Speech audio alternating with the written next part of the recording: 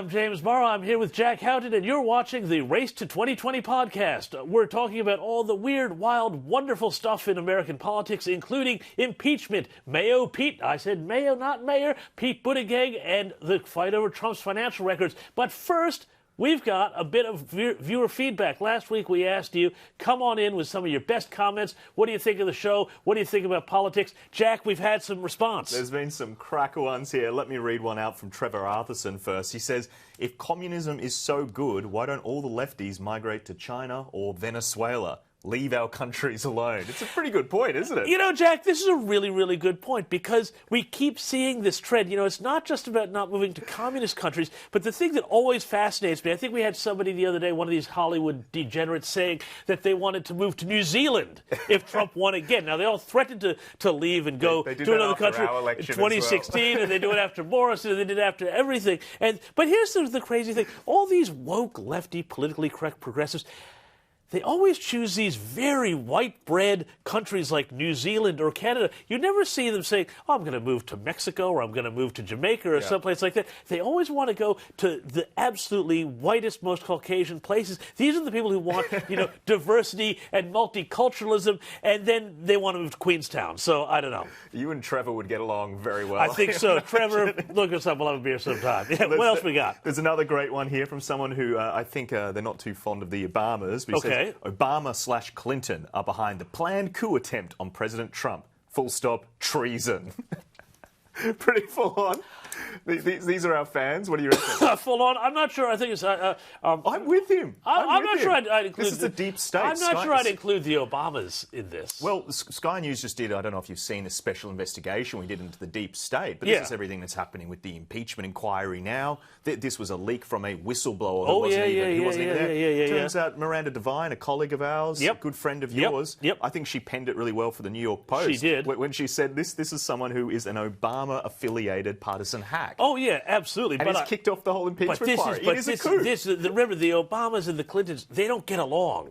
That's the other thing you've got to remember about this. So within all of this, there's wheels within wheels. And Obama's been interesting lately because he has now been pushing this sort of funny line where he's basically, he's going to get himself canceled by the left because he keeps saying things like, guys, I'm not sure this whole crazy, loony, left, woke, cancel culture thing is a good idea. And you see, like, the New York Times and the Atlantic and all these august journals going, hang on, what's going on here? This is all getting a little bit out of our comfort zone. Has Barack Obama joined the alt-right militias now or something? It's very funny. Exactly. Anyway, look, what else we got? The last one that I wanted. This one's just a cracker. It's short and sharp. It's from Jim Bob. All right, Jim Bob. With a name like Jim Bob, we know you're going to be sound. You're going to be onto some philosophy here. Yep. Give it to us. So the insight from Jim Bob: the Dodocrats are totally absurd. I just love this one. Love it. They must all be drug addicted. Is that too loose? Look. I think he raises a pretty good point. I think anyone who coins the term Dodocrat, they needed a little bit of a shout out. I think absolutely. I think maybe we should get some hats made up, the Dodocrats. Because they always. But this is a whole thing. Look, there's a serious, political notion behind this thought. It's not as absurd. If they keep going down these ideological paths and they don't want to come back to the mainstream, and they keep hammering down left with Alexandria, Cortez, etc., they will be extinct. I think we can safely say that. Yeah, absolutely. But, but there's always going to be that rump 35% of Americans who are going to keep pushing for this. But at a certain point, their ideology becomes so far left that it's just basically, fifth columnist type of stuff that is just so anti-everything that the Constitution stands for, that the United States has stand for, whether it's free speech or the Electoral College or the Supreme Court or anything else. They keep talking about Trump's trashing norms, but we have not seen, Jack, and as a serious point, we have not seen one norm that they have not been willing to trash over the course of the last 3 years. When it suits them politically. When it suits them. Yeah. And look, if you want to get philosophical about it, Oh, I do. I know, because it's first thing on a Wednesday morning, and what we really want to do is talk about dialectics and Marx and Lenin and Hegel and things like that. But straighten my veins, I know, Show right? Show me some Leninist points. Yeah. But it really does go to that whole sort of idea that it's not about principle so much as it's about power, and that's how they can continue to pivot on a dime all the time as soon as the narrative turns the other way. Yeah, hypocrisy can be quite fluid. 100%. So what's the big news? What's going on? What do we got, Jack? Obviously, we've got Chief Justice John Roberts. Yep. Now, he's made quite an incredible decision to put an indefinite delay on the subpoena that the Democrats have put on Donald Trump for his financial records. Yep. So we're talking tax again. And this is their big play that they've been trying to kind of paint Donald Trump. They think that if they go there and they find something in his financials, it'll be the death blow for the impeachment. So far, they've failed to get anything concrete. It would be quite damaging if they found something there, and so Donald Trump obviously doesn't want people, scoping through it. So he has launched like a counterclaim saying, "Look, we don't want this to go ahead. This is unconstitutional, etc." Well, it is. I mean, because this is what John Roberts, he just like. wants more time to assess it. It's very complicated. This actually goes to this point that now a number of states are trying to make it a requirement that a presidential candidate to get on the ballot in that state releases their tax returns, things like this. But it really does smack of being unconstitutional, because what it really does wind up amounting to is what's called a bill of attainder. Legislation targeting one specific person. Correct. Exactly. A bill of attainder. So, if we write a piece of legislation that is designed specifically to get Jack Houghton, that is unconstitutional because for very good reason. For very good reason. I mean, and this is exactly what the founders had in mind. This idea that the king, in the case of pre-revolutionary times, shouldn't be allowed to go and pursue one person just for a personal grievance. And it's so funny because every single thing, like always with the left particularly, there's this sort of, look at the mirror guys thing. It's always a reflection of themselves, So they keep saying, Trump used office to pursue his own personal vendettas. Well, what have we got here? I mean, they have got a personal vendetta against Donald Trump. This whole tax thing, and again, the other reason why I think it's legally unsound is because they haven't said, we think there's a crime here that we want to test evidence against. They're fishing. They're fishing. It's a fishing. So it's, I know there's a pony in here somewhere, as the old joke says.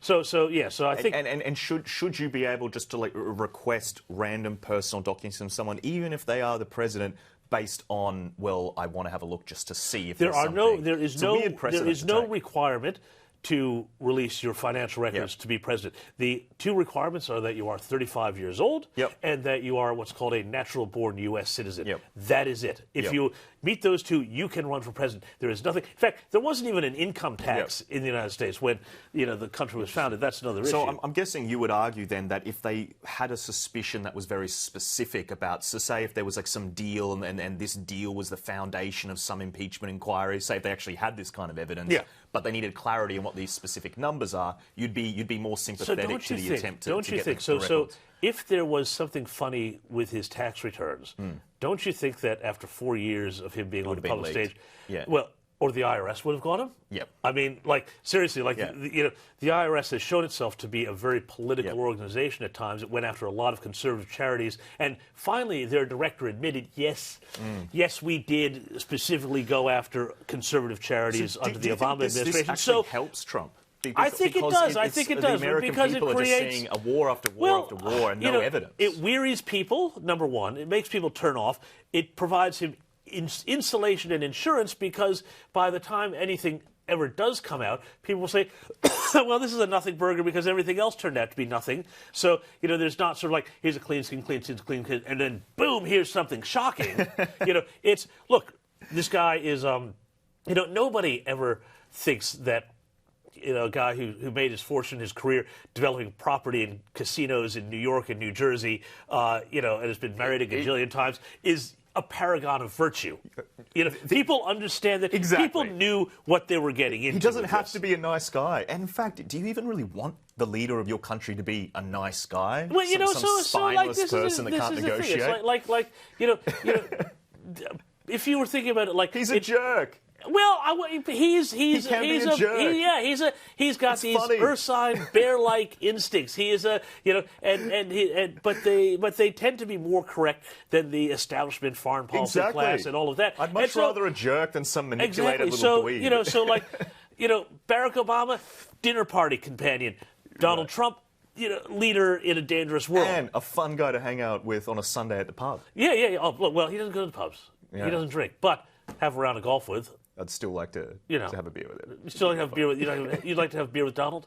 Yes. I like to have a beer with Donald because Donald's me. Should we go on to one of the most incredible stories, which is Pete Buttigieg? Okay. The fact that the young generations in America. I was reading a story and it was saying, well, he's actually been rejected by people that are too young to vote. So this whole youth vote that he's gone after, it's dramatically collapsed. And yet, so there's this whole thing. So he's Mayo. Well, he's called because he's Mayor so white. Pete, but they're calling him Mayo Pete because apparently he's so white bread and everything. Now I've got to say, I find this offensive, not just as, Oh, it's white racism. White racism. Yes. But also, I find it anti-mayonist. Yeah. And I am a great partisan of the greatest condiment known to man, mayonnaise. And so to associate it with this guy, Buttigieg, but they've gotten, I think we'll run some clip of this, they've got these flash mobs that are going on, and they are the most sort of awful sort of things. It's these coordinated dances where everyone goes, and there's this video of a guy teaching the crowd, and he's like, down 2, left 2, up 2, then roll. Yeah. So it's so cringeworthy. It's like for Australia, it's like this whole Mr. G sort of thing. But it's also very meme-worthy. So what's happened now is on this platform TikTok, which has all the Chinese affiliates. There's a lot on TikTok anyway, but what they've done is young kids are now memeing it and just making fun of him ridiculously. It's completely backfired. They've given him the nickname Mayo Buttigieg because he's so white and cringeworthy. but you laugh, we laugh, but because the Democrats are in such a bind, such a pickle, I'd say, because a pickle is also nice on a sandwich. Yes. A bit of pickle, Pickle but a little bit of those nice bread and butter pickles, some mayonnaise, maybe some mortadella. Gorgeous sandwich. You hungry today? I am hungry. I had a beautiful dinner last night, but I haven't ate breakfast, and I've rolled right into the studio here, Jack, just to have this wonderful chat with you. And I need some bacon and eggs, man. I feel blessed. It's hashtag blessed. And so Mayo Pete, Mustard Pete, whatever you want to call him, Relish Pete. Mayo Pete is not relishing this attention, I guess you could say. But he is also leading the polls in Indiana now. Yeah, and he's doing. That's kind of incredible. And is this more of a symptom of how sick the Democrats are? Well, it is his home state. As opposed to him being... It is his home state, but, it does, I think, show... And then the other interesting thing, though, is that he is now splitting that Bernie Warren vote, So he's causing splits there. Whether or not this winds up helping Biden at the end of the day, I don't know. But, I mean, Indiana is his home state. He does have some problems, though. Race continues to be a problem for him. Apparently, there was some incidents when he was mayor of South Bend that worries a lot of people in the African-American community.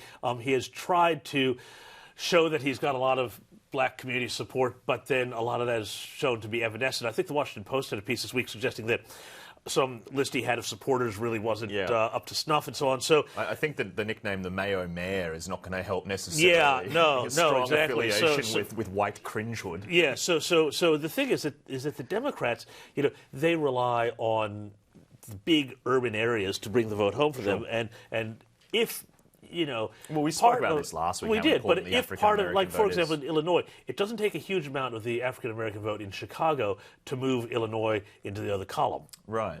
So that's a lot of electoral votes. So they really need to be very cautious of that. That's also the problem that you have ultimately with running an identity politics-based strategy, which the Democrats have always done, which is that you carve up the population and then you try and stack up a coalition of groups that will get you over the line. But you have to assume they're going to vote in a unitary bloc. If the African-American vote in the United States starts to split, and there's evidence that's already happening, that Trump had that happen for him in 2016, but that especially with the economy going well for those communities, and record high employment figures for young black people finding jobs for the first time. So the Democrat monopoly on the black vote, once that's broken, the Democrats are in a lot of trouble. So for as much as they say, the Democrats rely everything to be race and intersectional politics, they think, as the country becomes more diverse, it will wind up being, more democratic. Well, that's not necessarily true. I mean, and there's a great example from Australia. We saw this in Australia, and for Americans who are listening, we had an election back in May, and the conservative center-right guy won, Scott Morrison, and he wasn't supposed to. But one of the big reasons he won was because of voters in socially conservative migrant areas who were sick to death of the left's pushing of radical, progressive ideologies in schools and elsewhere in society, and they said, no, we don't want any of that. We don't want our kids learning this in the schools. We're going to vote for these guys. And so, the left strategy of, oh, well, if we just make the country more diverse, we'll have this permanent sort of labor majority, didn't work. And the same thing's going to happen in the United States. So they say, oh, well, the country's going to become more diverse, and therefore it's going to become permanently democratic.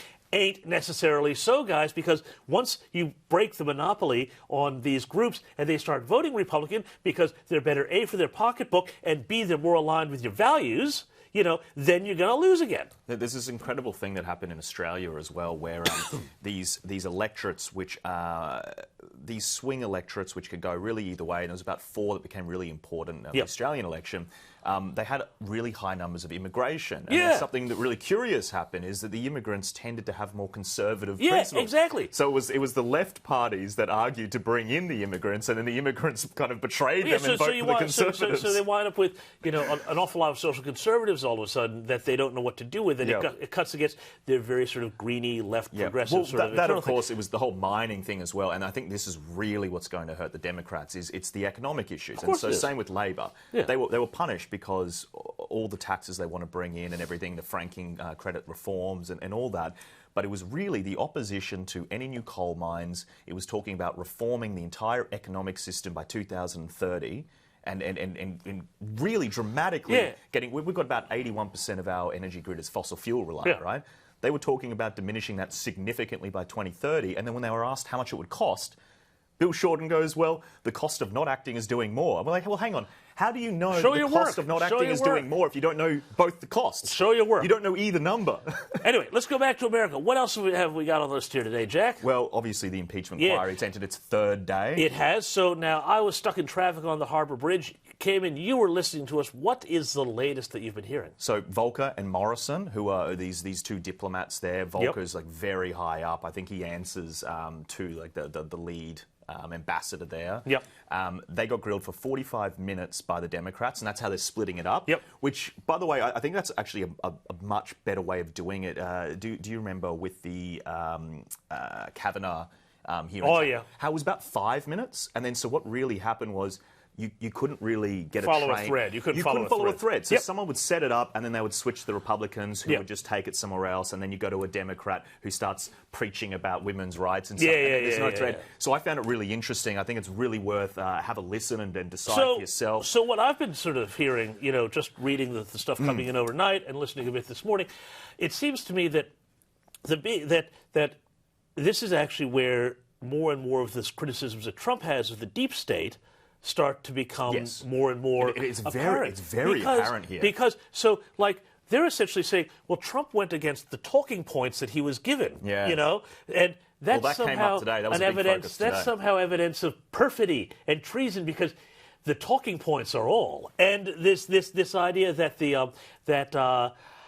these interagency groups get together and that they formulate policy, but in the U.S. Constitution it says that the foreign policy of the United States of America is set by no one else but the president. And ambassadors serve at the president's pleasure. When Barack Obama became president, he gave the ass to every George Bush ambassador, as was entirely his right. Exactly. So the idea... and it's not an uncommon thing. So I'll quickly break down what was said because obviously you were in traffic, so you didn't see this particular conversation. So the Democrats were interrogating both Volker and Morrison, and they were switching back interchangeably. And the big focus was the aid was held for 55 days, and what were the terms of releasing the aid? And then when it was released on September 11.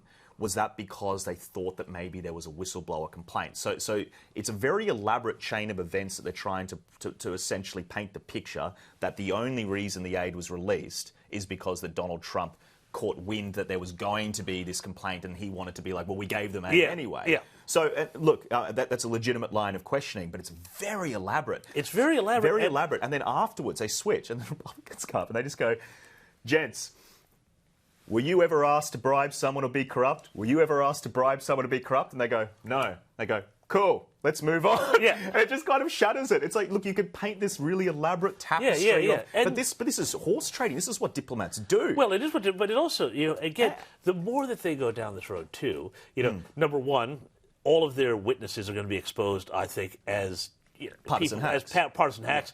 This Lieutenant Colonel Vindman is, I think, completely in the tank for the Democrats. Right. He had his own woke foreign policy that he was trying to run. And the bigger thing, too, is that ultimately, the more the Democrats go down this road, and God help them if this thing does go to the Senate, and the Senate decides, okay, well, let's have a look at this, because they'll call the Bidens, they'll call Joe Biden, they'll call Hunter Biden, they'll call everybody involved with Burisma. Yeah. And this is going to be this huge corruption scandal that's going to blow up on the Bidens. But this is the whole thing. So this energy company, Burisma, that Hunter Biden was on the board. Hunter Biden in 2014, $50,000 per month to sit on the board of this oil and gas company in the Ukraine, despite having no experience in oil, gas, or the Ukraine. It's a question that should be asked. So look, but apparently, if you ask that, it's like this is the whole thing. The media in the U.S. is so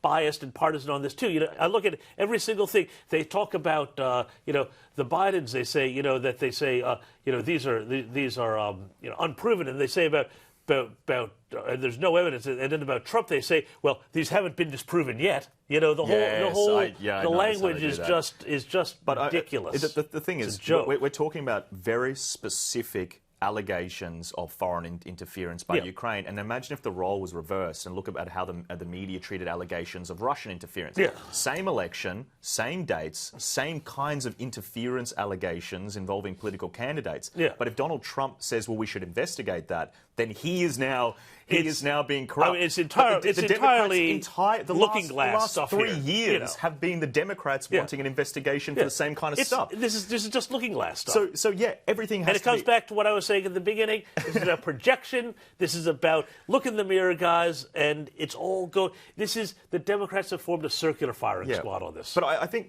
look, the danger is that people don't actually watch the inquiry themselves and they don't make up their own mind, because there is a lot to it. There are a lot of questions. Look, so the thing is, Donald Trump, it's whether you think this is what we were saying, it's a Rorschach test. Yeah. This is, do you think Donald Trump is this mastermind who's pulling all these strings, or do you think he's just a bit loose like a New York businessman and he's so... Well, here's the thing. He shouldn't be tying aid to an investigation, right? The Democrats, hold on. But we have no evidence that he did. Hold on. It's only timing. Joe Biden bragged about when he was vice president withholding $1 billion in loan guarantees but I would say to fire the prosecutor. I'm not saying two wrongs, but I'm saying, why is this one thing? And the other thing the Democrats need to talk about here is, what is it that Trump is? Is he, as you say, this, mastermind, string puller, and everything like that? And he's playing 8-dimensional chess, and he's outsmarted us again. There are lots of friends in Ukraine. Lots of friends in Ukraine. Ukraine. They grow the best grain. Believe me, I love their grain. Zelensky, I just